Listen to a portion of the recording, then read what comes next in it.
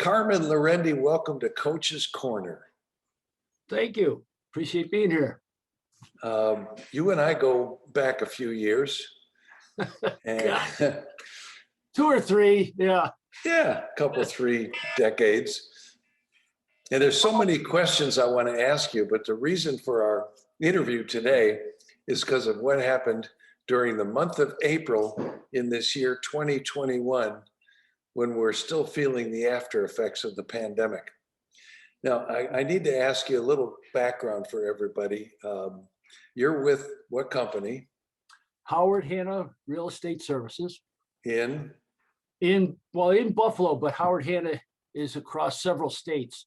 It's one of the biggest privately owned companies in the United States. And your particular market is the Grand Island, New York market, right? Yeah, basically Buffalo, Niagara counties. It's Western New York. Are you experiencing the same kind of inventory shortage that most of the rest of the country in North America is? Yeah, very dramatically. Absolutely. Way down. This is about as tilted a market as I can ever remember. And so I've been doing this for over 40 years now, and I've never seen it like this.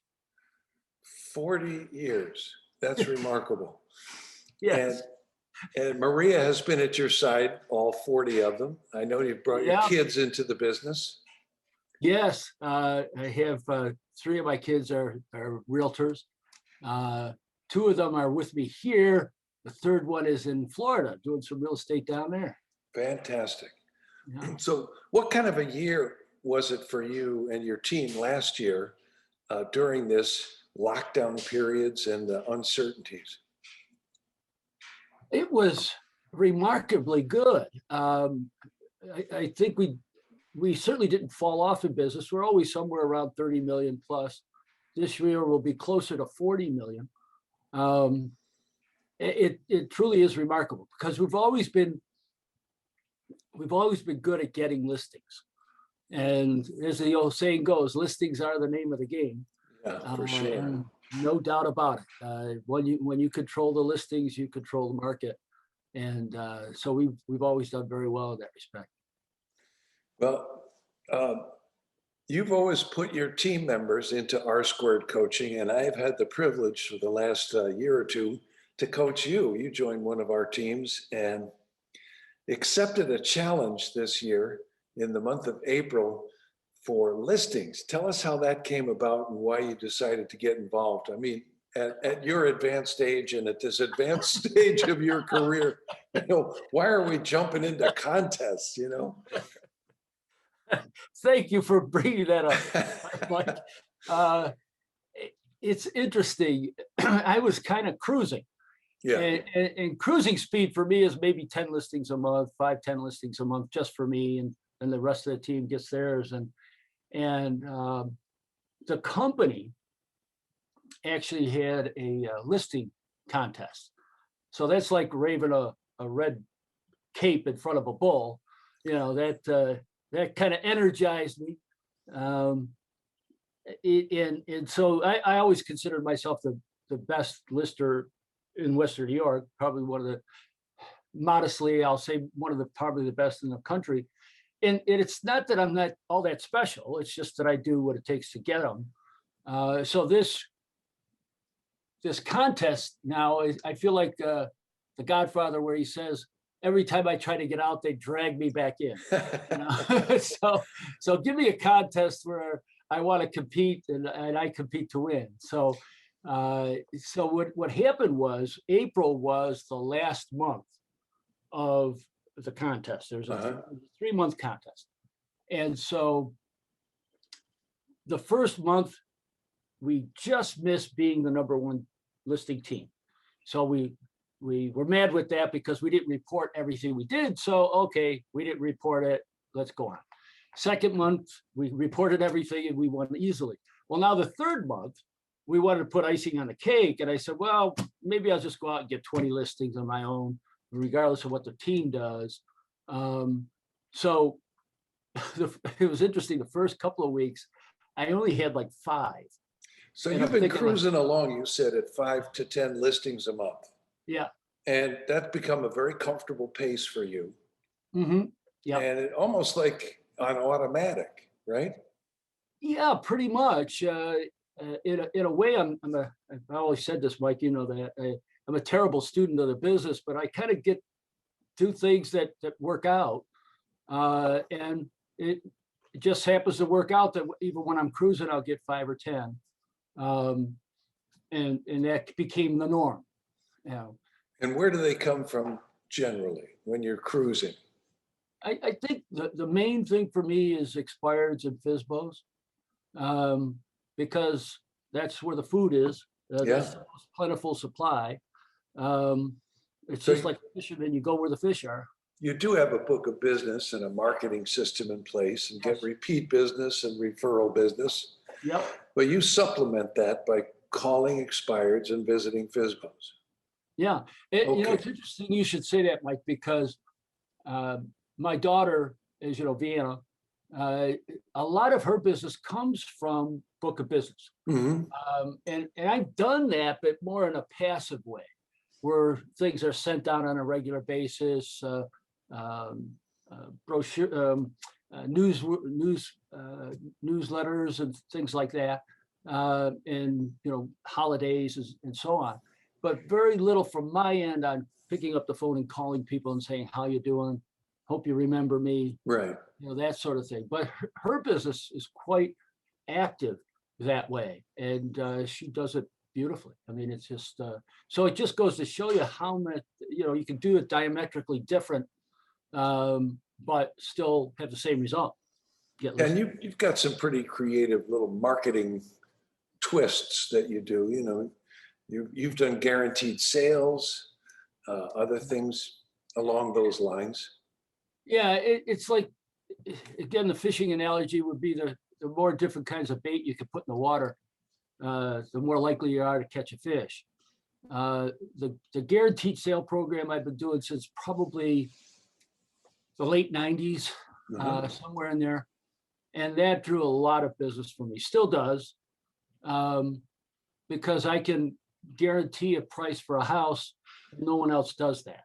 So if I can't sell it for a certain price that I've guaranteed, I'm it.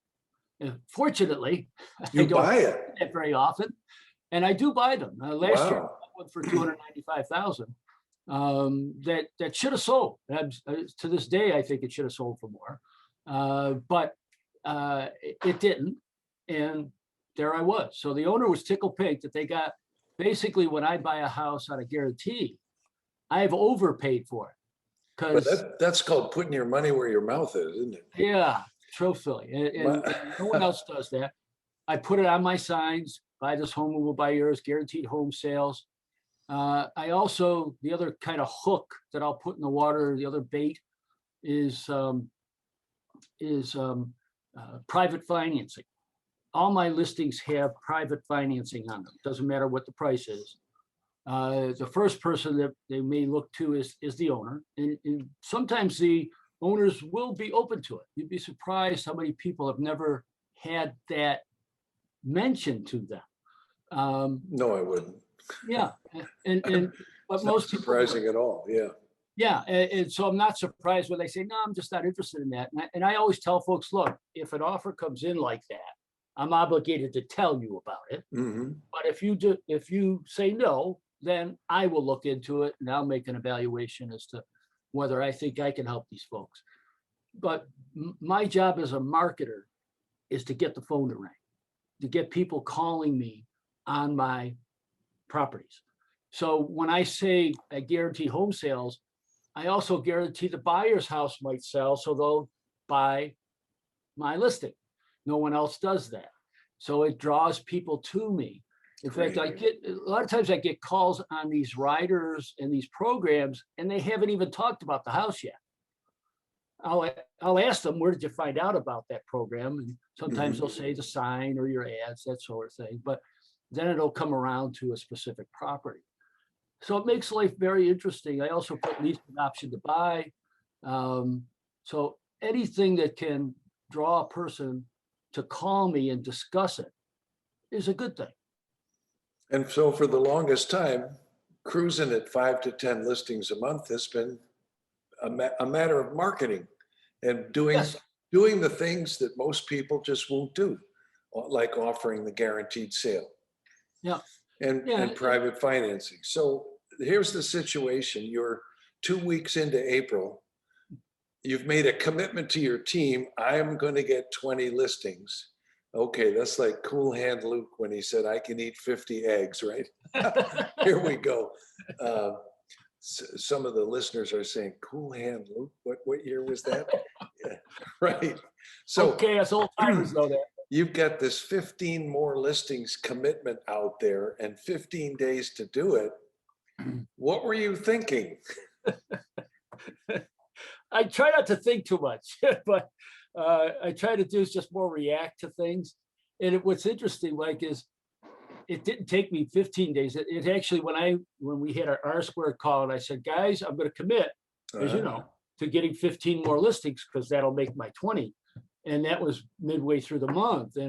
And everybody said, okay, we're going to hold you to it. And what happened was, I let several days go by. So I really didn't have 15 days to get the 15 listings. Wow. So the pressure built. So as you might say, and I'll make an analogy to being a person that's very hungry. You haven't eaten in a while. Well, you start looking in the fridge, you start looking in the cupboards, you go to the store, whatever it takes. I like to refer to it as predator prospecting. You put yourself in the predator's mindset. A predator is being predacious because they're hungry. They need to eat. Like lions, they'll eat every few days. And what's the rest of the time, they're just laying around in the sun. But when they get hungry, they're up and moving. And so you turn over every rock, you go down every rabbit hole, you talk to people in a different way. I had a gentleman call me and say, I want to buy this lot that you have over here, and got a discussion going. Well, he's an investor, and so investor, by the way, Vic, you got any other properties I can help you with? What kind of what properties you have I could help you sell? Sure enough, he gave me one. So so if I avoided that question, I wouldn't be getting that listing, probably. Right. Unless it came to his mind. But you kind of suggest things to people when you're hungry that you normally might not suggest. It's almost like, I hate to make that analogy, but it's almost like an addiction. You cannot do without it. You must have it. Whether it's a drug or whether it's food or whatever your addiction is, your mind craves it, your body craves it, and therefore you do what it takes to get it. And that's what I was doing. So I had to go back into that mode. For many years, I was in that mode. And not only did the customers call me, clients call me, but I was also in the mode of getting out there and doing it. So it kind of got me back into that realm, which was a good thing. And I actually ended up with 21 listings because before midnight on the 30th, someone else sent one in. So I actually got one for the pot, so to speak. Wow. So were you doing anything differently other than changing the mindset to the predator? Were you exploring any different sources? Actually, I have to say, not really. It just brought it out more in me. I just made it happen more. That I couldn't. You know what's very interesting, Mike? I didn't spend a lot of time at it. It was what I did during that time that counted. And having owned real estate companies, having managed real estate offices, running my own team, being involved in a lot of agents on a one-to-one basis, I can absolutely attest to the fact that it doesn't matter what you know. It matters what you do with what you know. And give me a person that's willing to do it, and I'll show them what to do. But they have to have that mindset that they're going to do it. I don't care if you know every technique in the book if you're not willing to use it. And I saw as a manager and a team leader and an owner of a company that just a good example is when I was managing an office, I actually moved my office away from the duty desk because I couldn't stand hearing the agents on the phone Yeah. telling people what they wanted to know. And I always told people, look, when they call in, your objective on that call is not initially to tell them what they need, what they called in on. Your initial objective is to get information from them. Can I have your name, please? What's your phone number? Is there an email address? And then you start talking about if somebody calls you for can I make an appointment to see this property? Absolutely, no problem. When would you like to see it? Thursday at 3 o'clock? I'd be happy to do that. By the way, well, I'm going to get that for you. Why don't we give me some information if you don't mind? What's your name? What's your phone number? So you agree with what they want. I'm happy to give you the information. I'm happy to set up a showing for you. Now it's your turn to give me what I want. And maybe I was a bad manager, I don't know. But all I needed to know is I needed to get away from that area. I put my office completely in the opposite end of the building. But again, it just goes to show you that, and I'm on the R Square groups that I was on, very good heavy hitters, a lot of them much better than me in many aspects. And that's why you want to be with a group like that, that it pushes you. But here we are, all big producers, but we still need each other. We keep reminding each other. We keep having these discussions, and the rah-rah. Everybody, I think, needs that, myself included. And everybody likes it. Works better, I think, when you have a challenge. And so the listing. So now I've got probably another half a dozen lined up, just because of the overflow. You got into that mindset, yeah. Now, were most of them face-to-face live at the kitchen table, or did you do any of them virtually? Most of them were virtual. Okay. In fact, and I hate to say this, I don't get them all. The one I actually attended, this sounds bad. The one I attended, I didn't get. So I don't know what it was, but it was one of those deals. And it's important to especially for newbies, that they're not going to get them all. It don't matter who you are. Right. You're not going to get them all, because it's not logic a lot of times that does it. Sometimes it's just the situation. For example, these folks, when I left their house, yeah, Carmen, we're going to call you once we know the transfer is going through. We'll call you. We'll get things going. Well, they talked to one more person after that. I didn't realize they would do it, and listed with him. We checked the guy out because I need to know who my competition is. Maybe this guy was doing something that I need to copy, right? Well, it turns out he didn't have any active listings on his own. Oh boy! In the past 4 years, he only sold 17 properties, and 7 of them were his. He was flipping them, so he didn't have a lot of experience. And it just goes to show you that it was my fault that I didn't get it. I should have reinforced it. Whenever I don't get one, I use it as a learning experience. What should I have done, or what could I have done to make sure I settled everything? And there was a few little tidbits that I told myself I should do next time.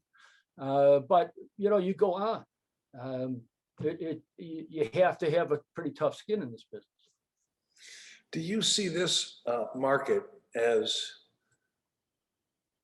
a difficulty or an opportunity? Oh, I think there's no question for those of us who want to get listings or are willing to do it. It's an absolute gold mine. I feel sorry for buyer's agents because there's not a lot of inventory and they're running up against multiple offers all the time. And on the other square, if I actually have a buy side sale, it's rare. I think in a year I had maybe 1 or 2. So I'm a lister, and I work on that end of it. But if you're, what's the old saying? You got to go where the cheese is. If they move the cheese, you got to go where the cheese is. Right. If there's a lot of listings on the market and fewer buyers, then you got to try to get some buyers. But this is the opposite situation. Like the book says, stop worrying about who moved it, just go to where it is. Exactly. Yeah. Exactly. So what are you saying to people right now who are thinking of selling, but they're afraid there's nothing for them to buy, nowhere for them to go? How do you get them to commit to putting their home on the market? Yeah. Well, part of what I say is it's very normal to be worried about the fact that you haven't found a house yet. And Mr. Seller, we can only control what we can control. We can't control the market, what houses will come up, but we can control our side of it. And that is your house has to, now, first of all, Mr. Seller, do you need to sell your house to buy another house? Most people do. You don't. Okay, then that's great. Because what we want to do is be able, let's pretend that the house you wanted is came up on the market today. You just got an email, here's a perfect house for you. You want to go and buy it. How will you buy it? Now, you have a good situation. You just told me you can pay cash. You don't mind owning 2 houses? Great. Okay. But most of the time, what do they say? No, I need to sell my house in order to buy the new one. Most of the time, they'll need the money from the old house. But whatever the case is, if they want to sell their house before they buy one, then they got to sell their house. Because folks, let's pretend that perfect house for you came up today. Your house isn't even on the market. You don't have a buyer lined up at all. You have to go in contingent on selling your house in a market that's probably going to bring this seller multiple offers, most of which will probably be non-contingent, probably even cash. How are you going to compete with them? It's very unlikely that you will win in that situation. I want you to win. We both want to win. But yeah, but Carm, what if I don't find one? Well, that's okay. That, you know what, in my experience, 40 years, most people haven't found the house that they want when they put their house on the market. They make it subject to finding a house. You don't want to sell your house and have to move out and not have any place to go. So one of the criteria is, it's not always price. It could be, I haven't found a house yet. I'm willing to take your price, Mr. Buyer, if you're willing to give me a couple of weeks to find a house. I'll take my house off the market. It's fair because you're out of the market now. And in that 2 weeks, if I find one, hopefully we've got a solid deal. If I don't, we'll talk again. If you're willing to keep waiting, I'm willing to keep trying. And so again, I want to create a situation where they're thinking in their own mind, here's the scenario. I've got a house that I absolutely adore. I would love to have this house, but now I'm not going to be able to get it. I don't want you to be in that situation. So my best advice would be put your house on the market subject to finding one. And then you don't have to worry about having to move, even if they gave you full price. So there's no downside to it. So if I'm an agent, Carmen, who's knocking their head against the wall, trying to compete with 24 other offers for my buyers, and I'm thinking, it seems like every time I go into a multiple offer negotiation, one agent always wins. Oh, that's right, the listing agent. Yeah. How do I motivate myself to work listings instead of buyers? If you want to eat, and the buyer bin is empty as far as results, then you got to go where the cheese is. And so how do you do that, though? I think we're all kind of, very few of us, myself included, work best when we're on our own. And that's why things like R squared is, as much as, and I hate to say it this way, as much as I hate it, I love it at the same time. Okay.